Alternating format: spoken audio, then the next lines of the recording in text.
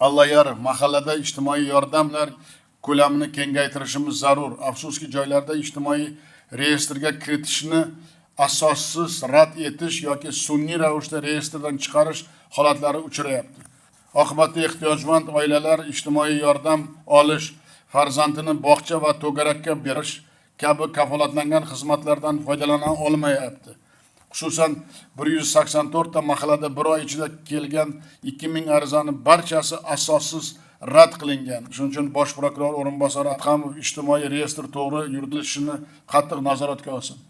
Allayarov, Quronboyev hokimlar bilan yil yakunigacha nogironligi erta aniqlash, ularning xonadonini moslashtirish, ijtimoiy uyga joylashtirish kabi 25 turdagi xizmatlarni mahallaga tushirsin.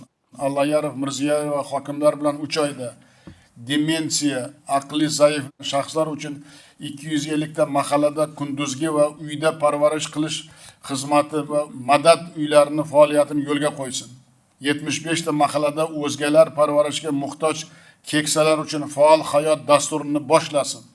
Ko'chada qarovsiz qolgan va zo'ravonlikka uchragan bolalarga ijtimoiy xizmatlar ko'rsatish uchun Andijon, Jizzax, Namangan, Surxondaryo, Sirdaryo, Xorazm va Toshkent viloyatlarida 2 tadan, qolgan hududlarda bittadan mahallada qo'llab-quvvatlash markazlarini yangidan tashkil etsin.